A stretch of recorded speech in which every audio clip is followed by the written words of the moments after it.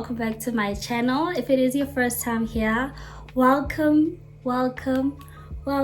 I hope you do stay, and if you're a returning subscriber, thank you so much for sticking with your girl. So as you can see by the title of the video, I'm going to be sharing with you guys mistakes / tips that I would like to give my younger self, and even you at home if you are in your early 20s or in your teens, things that I feel like you might want to know when you're in the dating scene or you just started dating and things like that. I do want to target the younger audience because I feel like these are some of the things that I wish I was told when I was like 17, 18, getting into the dating scene, you know, about boys and all of that.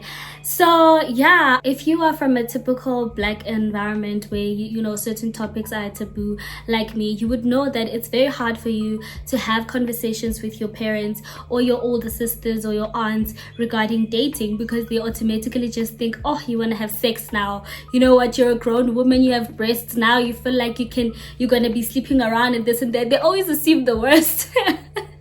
They always assume the worst. So I it's just some of the things that I wish I had been able to have conversations with my mom, just to see, you know, like, am I in the right track? Does it make sense for me to do this for a guy? You know, this and the other. Because I remember with my mom, we only started talking about relationships. I think it was like 2018, and it was way after matric. I did my matric in 2015.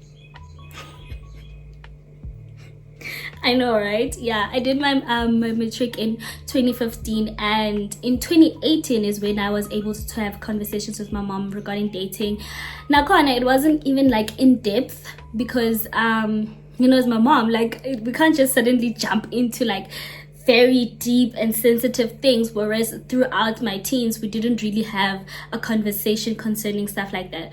So the reason why she opened, you know, up a bit regarding like my relationship and this and that is because during that time I was in a very bad relationship, and you know, a mom knows, like, my mom could see a difference in me. I wasn't as out there and bubbly as I normally am. I did lose a lot of weight. This guy this guy rocked me, okay, and it was very visible to my mom. So I think that that's probably why she started like having conversations with me, because she did mention that, you know, I'm seeing a lot of difference with you, very negative difference that is, and I'm wondering what is happening with you, you know, are you okay, this and the other. And I did hint a bit that it has to do with my relationship. But you know, as you grow older and as you mature, you get to realize, I don't need to do these things, you know, I don't need to compromise myself to this extent, you know. And these are definitely some of the things that I wish I was told, because I mean, when you're young, you're naive, you don't know a lot, and you really love the feeling of being in love, you know. And I am fully aware that some of the mistakes that I made young as a teen or in my early 20s is definitely because of my daddy issues. I lost my dad in 2006, and I can't really say I've had a distinct male figure. And so, you know, when that happens, I'm gonna speak, you know, more especially for myself. I craved having a male figure in my life, and subconsciously, when you have a boyfriend in your life and they get in a situation where you're having daddy issues, or you really are desperate for like a male validation and things like that, you end up, you know, doing as much as you can to keep the person. So I think most of the mistakes that I made or things that I did during relationships was in desperation to keep it going, because I loved knowing that I have a male figure in my space. As much as it was so much pressure for the boyfriend, obviously you can't be coming in here and expect the poor guy to now be your father, you get what I mean? And also you cannot like rely on someone who's more or less your age to take on a role of a father, or like expect them to fill a void of a father, you get what I mean? So if it is something that you feel like you're interested in listening, please do stick around until the end of the video, and without further ado, let's get into it. The first point that I would like to talk about is forgetting that I'm young, right? And when I say, when I talk about this, I want you to take it with a pinch of salt. I'm not saying that definitely you're not gonna marry your high school sweetheart. We do have those stories where people met in high school, they dated, they got married happily ever after. But how often does it happen, especially in the Black communities, where the person that you're with is definitely going to be the person that you marry? And I feel like that's what happened with me.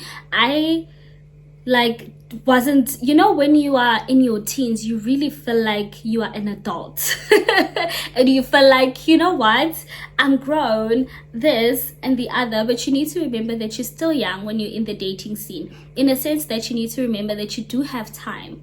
You have time to do certain things. You have time to get to know each other. You don't need to rush into anything. You don't need to worry that, oh my gosh, I can't lose this person, is the love of my life, this and the other. I know I sound very, very cynical and negative and whatever, but it is the honest truth. You need to be able to be gentle with yourself and remember that the priorities that you have as a 17-year-old are not the priorities that Karabo Moroka from Generations has, because Karabo is in her late 30s. She has her career already set up for her. She works at Izweni Communications or whatever the case may be. So certain things she has under control. So when you think about dating and you're still in school, you must remember that I am a student first, and I'm still building towards my future first, which leads me to my second point, which is, I actually have my points written here. So when you see me looking down,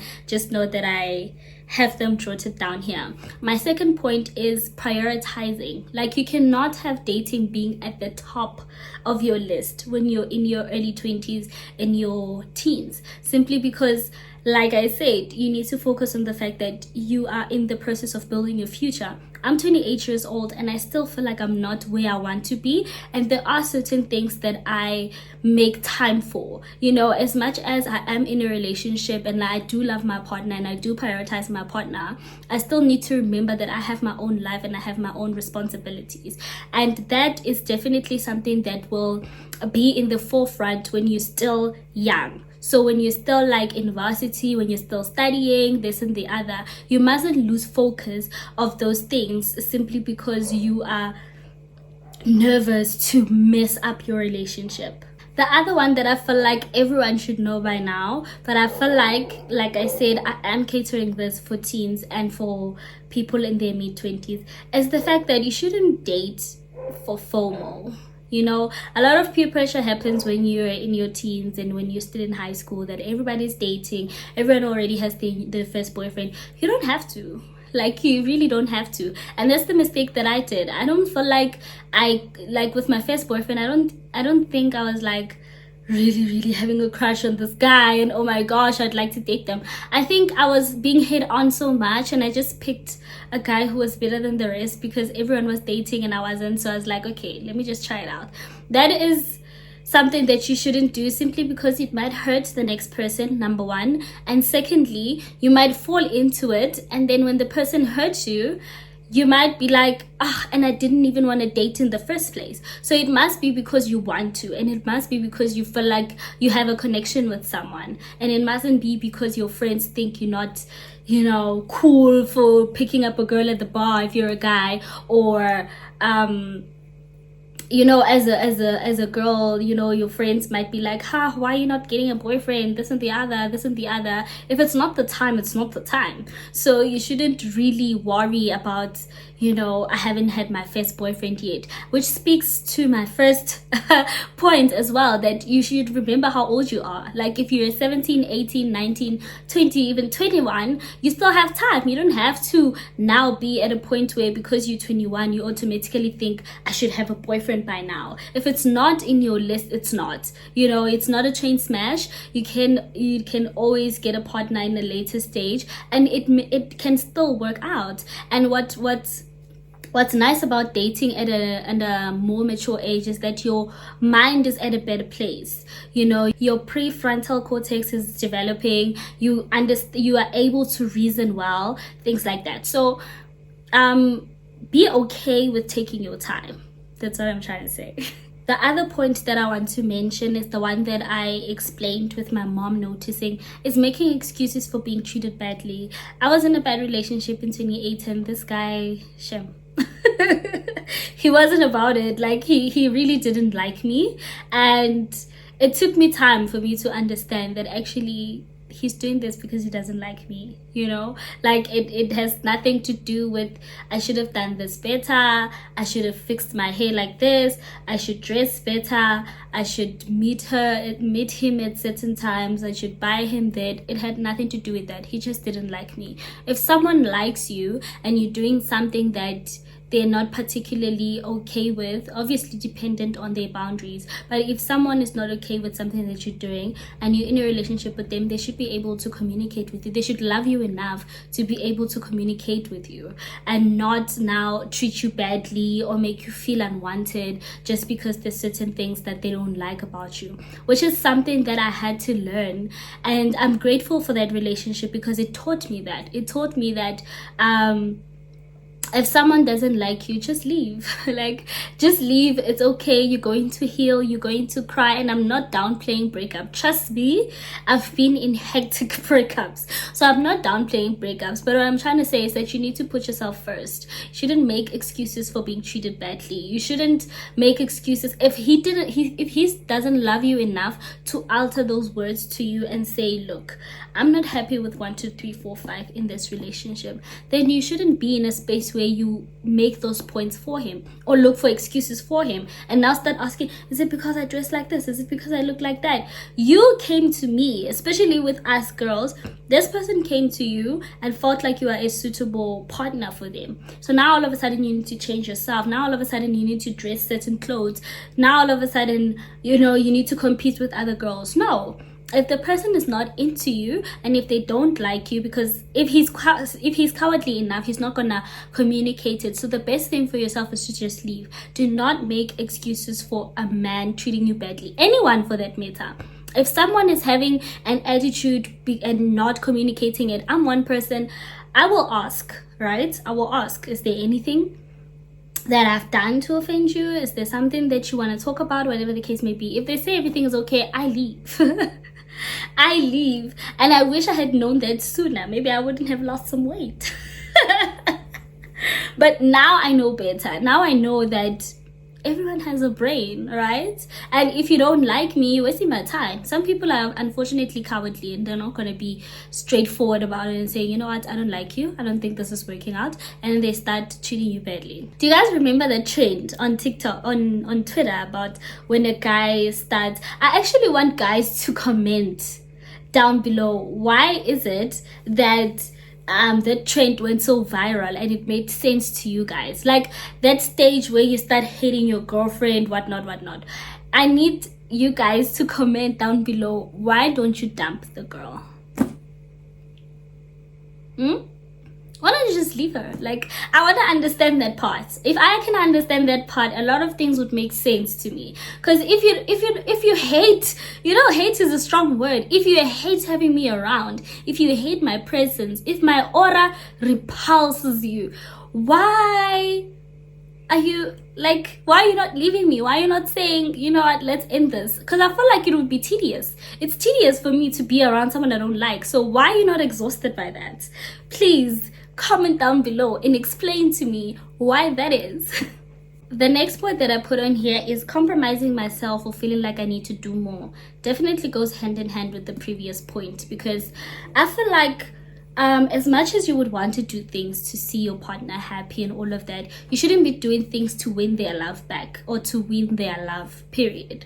You should be doing things because you really like this person and you would like to see them smile, not because now you feel like you are unwanted in a relationship, therefore you need to compromise yourself, you need to do this, you need to push an extra mile and even go above your boundaries just to make them happy. You need to remember that. As much as relationships is a give and take, I do want to stress that, because sometimes us girls, we do become a little bit self-centered in relationships, and I get that you know what, when you're in a relationship, you're seeing things from your own perspective, this and the other. But you know, some guys do like appreciate a little something once in a while, you know, make them feel special or whatever the case may be. However, the reason behind it should guide you if you're doing this for him to stay, or you're doing it just to make him happy. So you need to be able to distinguish the two, because I feel like there are points where I have compromised myself and went above like my boundaries just so I can keep this guy or keep him entertained or keep him, you know, from not looking outside, whatever the case may be. So you need to remember that whatever you're doing is out of love and not out of desperation to keep this man.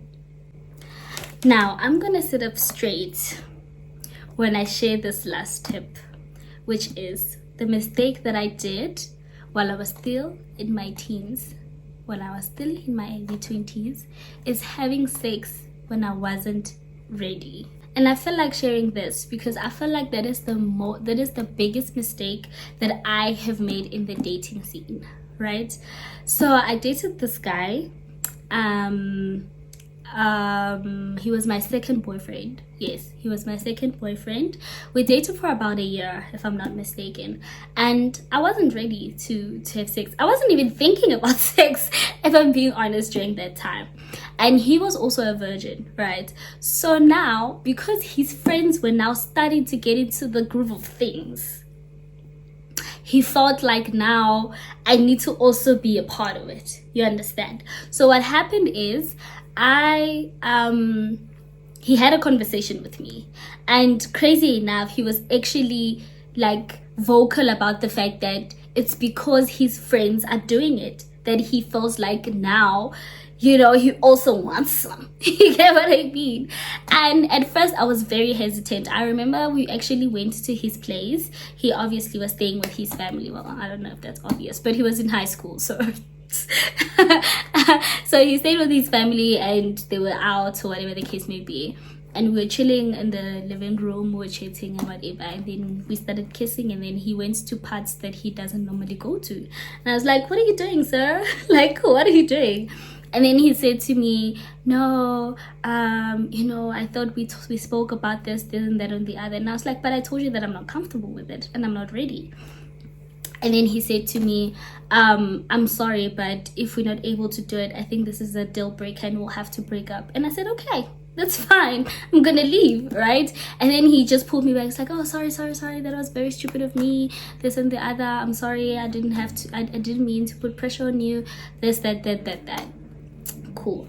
And then we ended the conversation at that. We enjoyed the day, this and that and the other, and then everything was fine. But what happened with me as an overthinker, I couldn't stop thinking about that. I couldn't stop thinking about, oh my gosh, he's probably gonna leave me one way or another. Like, he's just gonna leave, this and that, you know, maybe I should surprise him one day and just do it because his friends are doing it, and that and that and that, and I really love this guy, I really care for him, and that and that. Okay, cool. So one day I decided I'm gonna do it, and obviously I had convinced myself that I want to, but I didn't want to. It was solely because of the statement that he put out that I think this is a deal breaker and I think we're gonna end up having it. So I had now this thing of, oh my gosh, what if he gets it from another chick? What? Cool. So I went to his place and I was like, and then we started kissing and I was like, I'm ready. Okay. He was excited, obviously. He was already packing. So, okay, we did it. I don't want to talk about the experience. But yeah, that happened. I kid you not when I tell you, a month later,